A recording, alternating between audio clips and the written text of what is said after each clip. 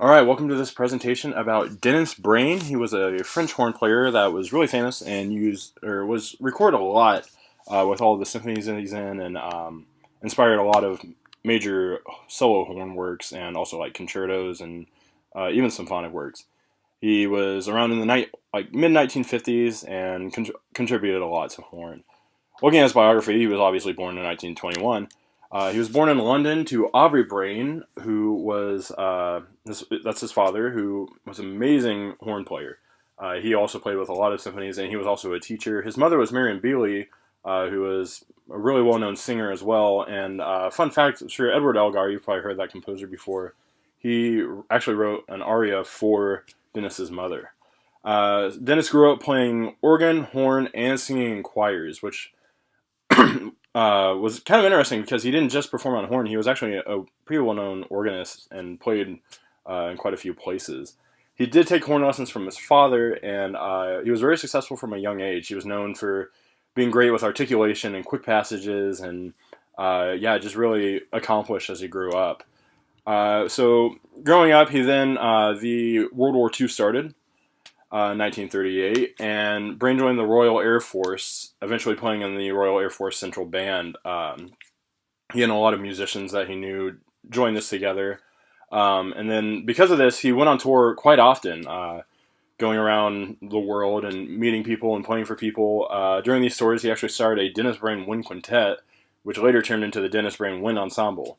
So it grew and got really popular, and they actually have quite a few recordings out. He, like I said, even toured all over the U.S. And actually had relatives in Los Angeles, so he spent quite a lot of time there.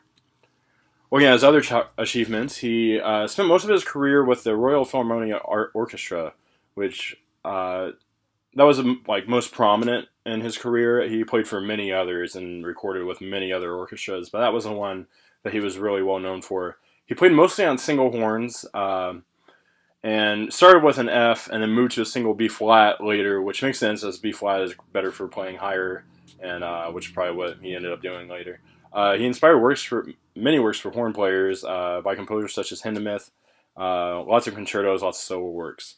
He conducted more often toward the end of his life, and but he did still play horn quite often in many concert series. And actually, when he died in 1957, it was in a car accident on the way back from a series of concerts that he was playing in.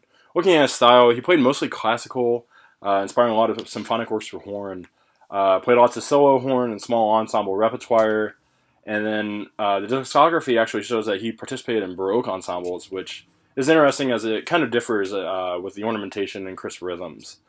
He did experiment with different horns, and he was kind of known for that, even including a five-valve horn, which is kind of unheard of now.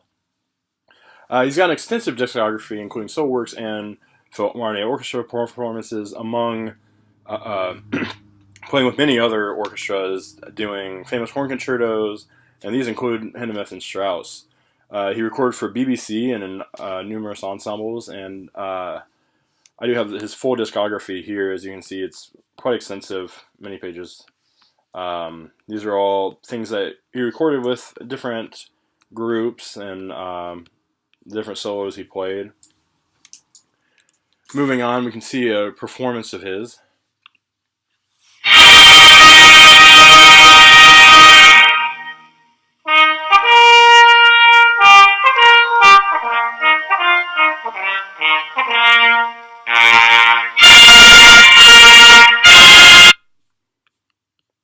So that's a little taste of something that he played before, a really well-known horn concerto. So these are the references. So thank you so much for listening and watching, and I hope you learned about Dennis Brain.